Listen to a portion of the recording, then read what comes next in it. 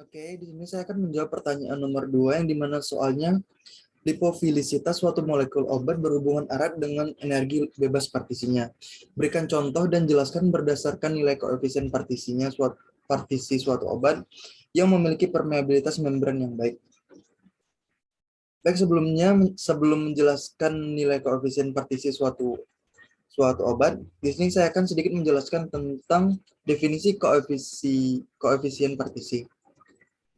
Koefisien partisi digunakan sebagai kadar keseimbangan monomerik senyawa dalam fase non-cair. Juga dibagi dengan kadar dalam fase cair. Untuk metode baku pengukuran koefisien partisi dapat menilai dan memberikan nilai yang sebenarnya adalah metode penggojokan antara dua pelarut yang tidak dapat bercampur. Membran biologis umumnya bersifat lipofilik, dan obat yang dapat menembus batas ini adalah bentuk molekul utuh dan tidak terdisosiasi. Untuk cairan yang digunakan sebagai fase non-cair harus diusahakan sedekat mungkin dengan lipofilisitasnya dengan membran biologis. Menurut Kondalir dan Hans, mereka menetapkan bahwa N-oktanol adalah cairan yang paling baik untuk menentukan koefisien partisi. Untuk nilai koefisien partisi obat digunakan yang akan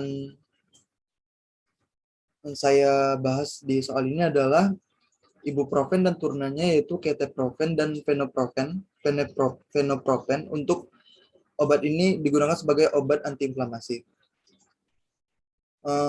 Dapat dilihat dari gambar di bawah. Untuk metode koefisien partisi semu, sebelumnya di sini untuk perhitungan nilainya saya menggunakan metode koefisien partisi semu dan permeabilitas semu. Untuk metode koefisien partisi semu dapat dilihat dari gambar. Secara umum ketiga macam obat ada penurunan koefisien partisi yang sangat tajam. Jika pH-nya naik, nilai koefisien partisi semu akan cenderung menurun.